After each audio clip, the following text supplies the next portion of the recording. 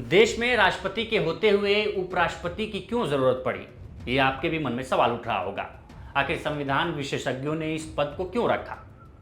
देश में उपराष्ट्रपति का पद इतना महत्वपूर्ण क्यों है कि ये पद 6 महीने से ज्यादा खाली नहीं रखा जा सकता। 6 महीने के भीतर चुनाव कराना कंपलसरी है। उपराष्ट्रपति का काम क्या क्या होता है, उसके पास क्या क्या ताकत होती है? जगदीप धनखड़ के इस्तीफे के बाद राजनीतिक गलियारों में कई सवाल उठे कि धनखड़ मोदी सरकार गिराने की प्लानिंग कर रहे थे। क्या एक उपराष्ट्रपति के पास इतनी ताकत होती है कि वो चुनी हुई सरकार को गिरा सके? इन सारे सवालों का जवाब इस वीडियो में। नमस्कार, मैं उपेंद्र कुमार।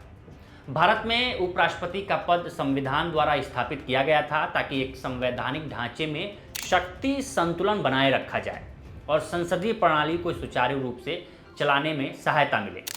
संविधान निर्माण के दौरान संविधान सभा ने उपराष्ट्रपति के पद को अमेरिकी उपराष्ट्रपति के मॉडल पर आधारित बनाया।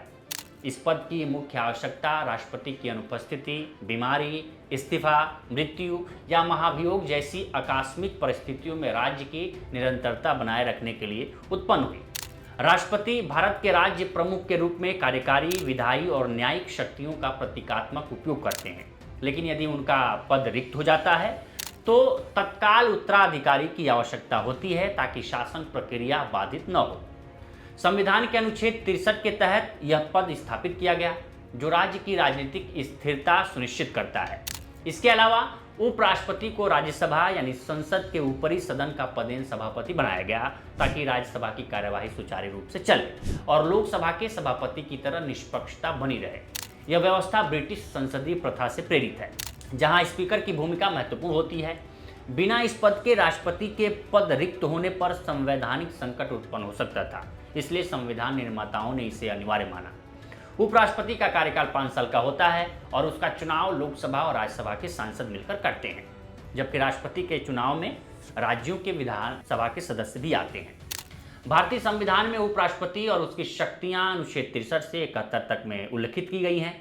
उपराष्ट्रपति का पद मुख्य रूप से नाम मात्र और पदेन है, क्योंकि उपराष्ट्रपति के पास कोई स्वतंत्र कार्यकारी शक्ति नहीं है, लेकिन कुछ शक्तियां परिस्थितिजन्य हैं, जैसे सभापति के रूप में कार्यवाही का संचालन, राज्यसभा की बैठकों की अध्यक्षता करना, बहसों को नियंत्रित करना, सदस्यों के भाषणों को सीमित करना और सदन की गरिमा बनाए रखना। यदि उपराष्ट्रपति अनुपस्थित हो तो राज्यसभा के उपसभापति या राष्ट्रपति द्वारा नामित कोई सदस्य यह कार्य संभालता है। इसके साथ ही उपराष्ट्रपति के पास राज्यसभा के सदस्यों के अधिकारों की सुरक्षा करना, जैसे कि भाषण की स्वतंत्रता, यदि कोई उल्लंघन न हो तो उपराष्ट्रपति जांच कर सकता है। यदि राज्यसभा में मत बराबर हो जाए तो उपराष्ट्रपति का निर्णायक वोट होता है, जो सदन के निर्णय को प्रभावित करता है। हालांकि वे समान मतदान में भाग नहीं लेते, क्योंकि वे राज्यसभा के सदस्य नहीं होते हैं।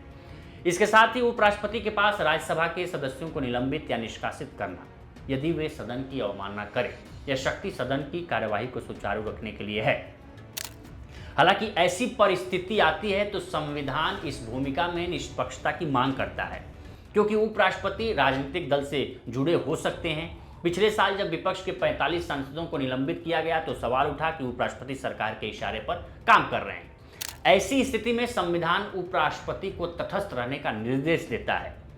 उपराष्ट्रपति की सबसे महत्वपूर्ण शक्ति राष्ट्रपति के पद रिक्त होने या उनकी अक्षमता की स्थिति में उनके सभी कार्यों को संभालना है।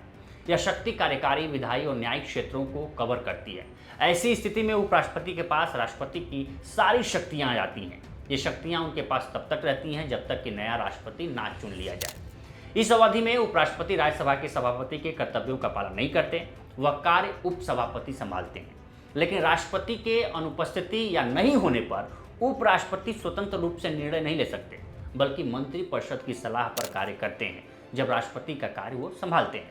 ऐसे में कहा जा सकता है कि उपराष्ट्रपति का पद संवैधानिक स्थिरता और संसदीय कार्यवाही के लिए महत्वपूर्ण है, लेकिन इसकी शक्तियां परिस्थितिजन्य और नाम मात्र हैं। लेकिन यह भारत की संसदीय प्रणाली में संतुलन बनाए रखता है। फिलहाल इस स्टोरी में इतना ही। इस पर आपकी क्या राय है, हमें कमेंट कर सेक्शन में जरूर बताएं। बाकी देश दुनिया की तमाम खबरों के लिए बने रहें लोकमत न्यूज़ के साथ। नमस्कार।